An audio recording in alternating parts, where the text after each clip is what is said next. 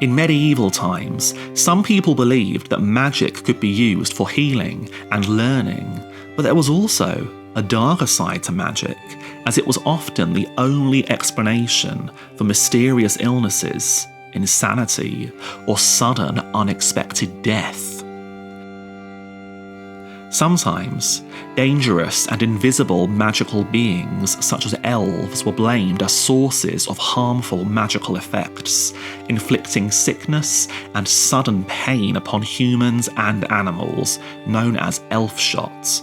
But sometimes, evil human practitioners of magic received blame, and such people were accused of making potions, raising storms to ruin crops, and bringing famine and misfortune upon the land. It was commonly believed that those using magic against their enemies would make a wax image of their victim, into which they would drive pins or spikes. Piercing the head would cause madness, whilst piercing the heart or burning it would kill. But magic was also believed to provide measures to thwart all of these dangers, and such magical protections could take many forms. Marks scratched into the stones and timbers of medieval buildings, like those at St Saviour's Church in York, were believed to bring good fortune, or turn away evil, though the precise ideas that supported the use of certain shapes and patterns were not recorded.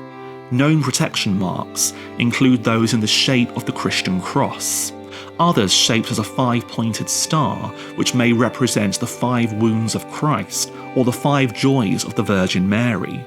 And one very common design is the daisy wheel, perhaps designed to trap evil forces within their complex and never-ending patterns. Certain medieval books also demonstrate the hidden properties or virtues of natural materials and living things, and in some cases, modern science has confirmed the medicinal properties of certain plants used in medieval times. However, many other examples of these virtues seem very strange to modern eyes, and are often mixed with unusual instructions to produce effects which we would consider supernatural.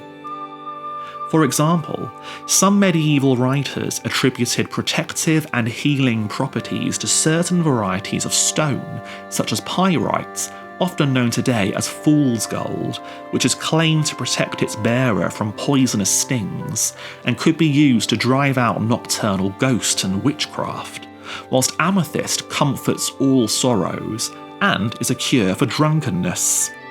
Animals were made use of too. For example, a crow hung around the neck will cure any illness of the eye, whilst toadstones, believed to be found in the head of a 7-year-old toad, act as an antidote to all poisons.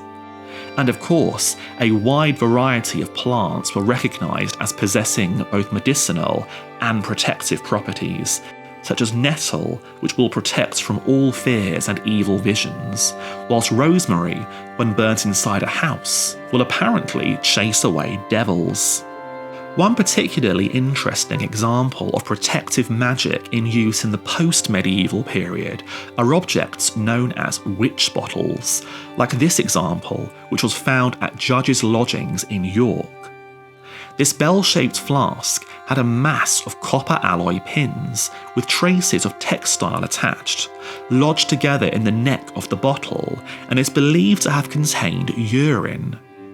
If someone believed they had been targeted by a spell, it was thought that creating a witch bottle could undo the curse, as the evil from the spell was believed to have been caught on the pins.